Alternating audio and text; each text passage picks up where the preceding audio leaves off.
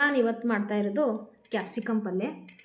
ಅದಕ್ಕೆ ಬೇಕಾಗಿರುವ ಸಾಮಗ್ರಿಗಳು: ಶೇಂಗಾ ಕಾಳು, ಇದನ್ನು ಸ್ವಲ್ಪ ಹುರಿದುಕೊಳ್ಬೇಕು. ಆಮೇಲೆ ಬೆಳ್ಳುಳ್ಳಿ, ಆಮೇಲೆ ಸ್ವಲ್ಪ ಕೊಬ್ಬರಿ, ಆಮೇಲೆ ಹಸಿ ಶುಂಠಿ, ಕೊತ್ತಂಬರಿ ಸೊಪ್ಪು, ಸ್ವಲ್ಪ ಟೊಮೆಟೊ ತೊಗೊಂಡಿದ್ದೀನಿ.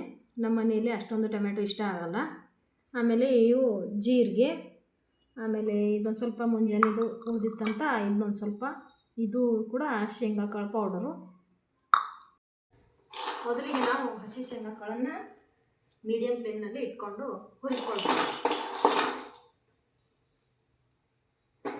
ಶೇಂಗಾ ಕಾಳನ್ನು ತೆಗೆದು ಹುರಿದ ನಂತರ ಹೀಗೆ ಕೊಬ್ಬರಿಯನ್ನು ಸ್ವಲ್ಪ ಕೆಂಪಾಗುವಷ್ಟು ಹುರಿಬೇಕು, ಯಾಕಂದರೆ ಟೇಸ್ಟ್ ಬರುತ್ತೆ. ಈ ಕೊಬ್ಬರಿ, ಶೇಂಗಾ ಕಾಳು, ಆಮೇಲೆ ಜೀರಿಗೆ, ಹಸಿ ಶುಂಠಿ, ಕೊತ್ತಂಬರಿ, ಸ್ವಲ್ಪ ಟೊಮೆಟೊ ಎಲ್ಲವನ್ನು ನಾವು ಕಲ್ಲಲ್ಲಿ ಹಾಕಿ ರುಬ್ಬಿದ್ರೆ ಟೇಸ್ಟ್ ಬರುತ್ತೆ. ಈ ಥರ ಕ್ಯಾಪ್ಸಿಕಮ್ ಚೆನ್ನಾಗಿ ಫ್ರೈ ಆಗಬೇಕು. ಈ ಥರ ಫ್ರೈ ಮಾಡಿದ್ಮೇಲೆ ಹುರಿದಿರೋ ಕೊಬ್ಬರಿ, ಶೇಂಗಾಕಾಳು ಎಲ್ಲ ಕಲ್ಲಲ್ಲಿ ಹಾಕಿ ಚೆನ್ನಾಗಿ ರುಬ್ತೀನಿ. ಇದ್ರ ಜೊತೆ ಜೀರಿಗೆ, ಹಸಿ ಶುಂಠಿ, ಕೊತ್ತಂಬರಿ ಸೊಪ್ಪು ಇದನ್ನೆಲ್ಲ ಹಾಕಿ ಒಂದೇ ಕಲ್ಲಲ್ಲಿ ಹಾಕಿ ರುಬ್ತೀನಿ.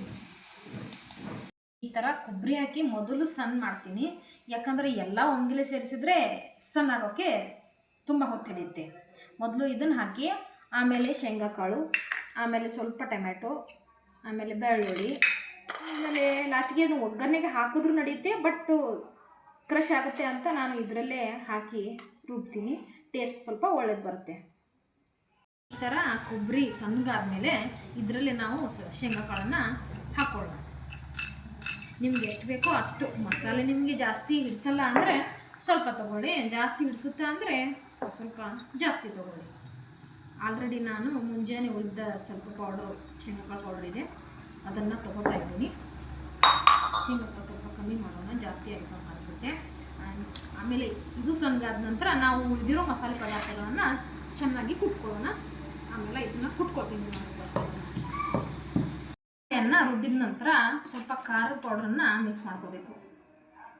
ಖಾರದ ಪೌಡ್ರ್ ಅಂದರೆ ನಮ್ಮಲ್ಲಿ ಉತ್ತರ ಕರ್ನಾಟಕ ಸೈಡು ನಾವು ಈ ಥರ ಒಣ ಮೆಣಸಿನ್ಕಾಯಿಗೆ ಎಲ್ಲ ಮಸಾಲೆಯನ್ನು ಕೂಡಿ ಅದನ್ನು ಕುಟ್ಟಿ ಸ್ಟಾಕ್ ಮಾಡಿರ್ತೀವಿ.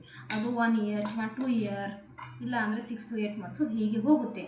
ಓನ್ಲಿ ಚಿಲ್ಲಿ ಪೌಡ್ರ್ ಆದರೆ ಆ ಥರ ಟೇಸ್ಟ್ ಬರಲ್ಲ. ಆ ಚಿಲ್ಲಿ ಪೌಡ್ರಲ್ಲಿ ನಿಮಗೆ ಹೇಗೋ ಟೇಸ್ಟಿಗೆ ಅನುಸಾರವಾಗಿ ನೀವು ಖಾರದ ಪುಡಿಯನ್ನು ಮಿಕ್ಸ್ ಮಾಡ್ಕೋಬೇಕು. ನಾನು ಇದಕ್ಕೆ ಸ್ವಲ್ಪ ಸಾಲ್ಟನ್ನು ಆ್ಯಡ್ ಮಾಡ್ತೀನಿ ಟೇಸ್ಟಿಗೆ ಅನುಸಾರವಾಗಿ.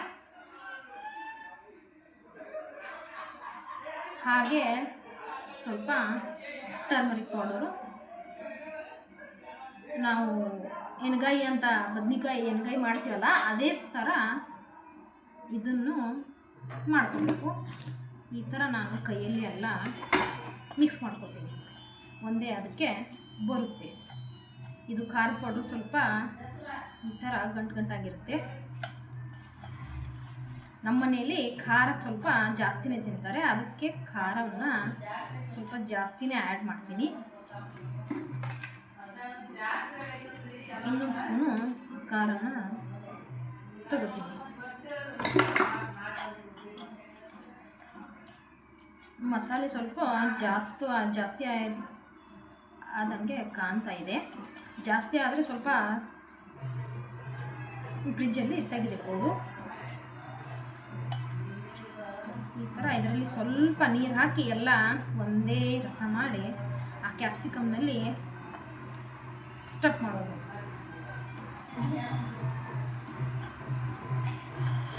ಈ ಥರ ತೋರಿಸ್ತೀನಿ. ಈ ಥರ ಇಲ್ಲಿ ಕಲ್ಲಿನಲ್ಲಿ ರುಬ್ಬಿದ್ದೆ ಅದೇ ನೀರು ಸ್ವಲ್ಪ ಇದಕ್ಕೆ ನಾನು ಎಲ್ಲ ಮಸಾಲೆಯನ್ನು ಇದರೊಳಗೆ ತುಂಬ್ಕೊಂಡಿದ್ದೀನಿ. ಆಮೇಲೆ ಇಲ್ಲೇ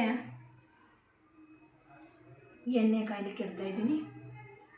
ನಿಮಗೆ ಎಣ್ಣೆ ಎಷ್ಟು ಬೇಕು ಅಂದರೆ ಕಮ್ಮಿನೇ ಯೂಸ್ ಮಾಡಬೇಕು ಆಯಿಲನ್ನು.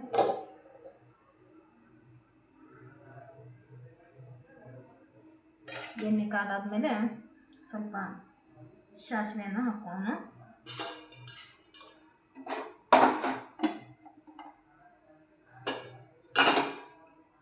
ಎಣ್ಣೆ ಕಾದಾದ ನಂತರ ಸಾಸಿವೆಯನ್ನು ಒಗ್ಗರಣೆಗೆ ಹಾಕೋಣ.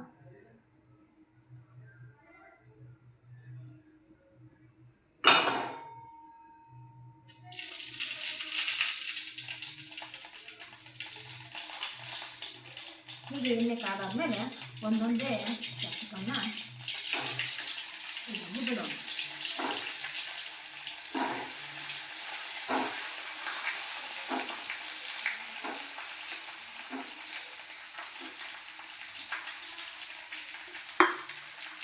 ನಾನು ತಕ್ಕೊಂಡು ಇದರಲ್ಲಿ ಆ್ಯಡ್ ಮಾಡ್ತೀನಿ.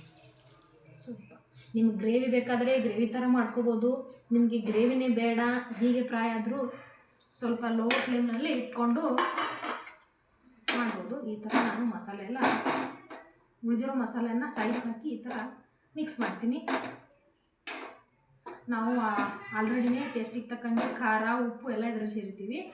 ಬೇಕಾದರೆ ನಿಮ್ಮ ಟೇಸ್ಟಿಗೆ ಅನುಸಾರಿಗೆ ಸ್ವಲ್ಪ ಸಕ್ಕರೆ ಪೌಡರ್ನ ಮಿಕ್ಸ್ ಮಾಡ್ಬೋದು. ಸಕ್ಕರೆಯನ್ನು ನಾವು ಸಕ್ಕರೆ ಹಾಕಿದ್ದೀವಿ ಅಂತ ಗೊತ್ತಾಗಬಾರ್ದು, ಹೌದು ಅಲ್ಲೋ ಅನ್ನೋ ಥರ ನಾವು ಸಕ್ಕರೆಯನ್ನು ಸ್ವಲ್ಪ ಆ್ಯಡ್ ಮಾಡಿದರೆ ಟೇಸ್ಟ್ ಕೊಡುತ್ತೆ. ನೀವು ತುಂಬಾ ಹಾಕಿದರೆ ಅದು ಸಿಹಿಯಾಗಿ ಅನಿಸುತ್ತೆ. ಅದಕ್ಕೆ ಈ ಥರ ಸ್ವಲ್ಪ ಲೋ ಫ್ಲೇಮಲ್ಲಿ ಇಟ್ಟೇ ಪಲ್ಯನ ಕುದಿಸ್ಕೊಳ್ಳೋಣ.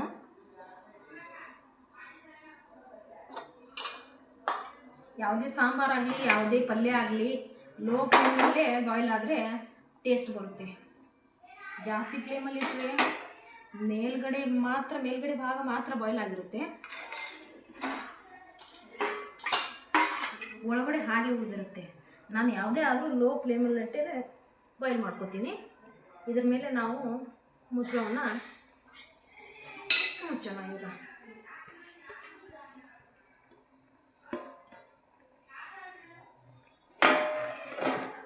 ಸ್ವಲ್ಪ ಮೇಲೆ ಅಲಂಕಾರಕ್ಕಾಗಿ ಕೊತ್ತಂಬರಿ ಸೊಪ್ಪನ್ನು ಹಾಕಿ ಬಿಟ್ಬಿಡೋದು. ಇದು ಇಡ್ಲಿಗೆ ಚಪಾತಿ ಜೊತೆ ಆಮೇಲೆ ರೊಟ್ಟಿ ಜೊತೆ ಚೆನ್ನಾಗಿರುತ್ತೆ. ಇದು ನಂದು ಕುಕಿಂಗ್ನಲ್ಲಿ ಫಸ್ಟ್ ವಿಡಿಯೋ.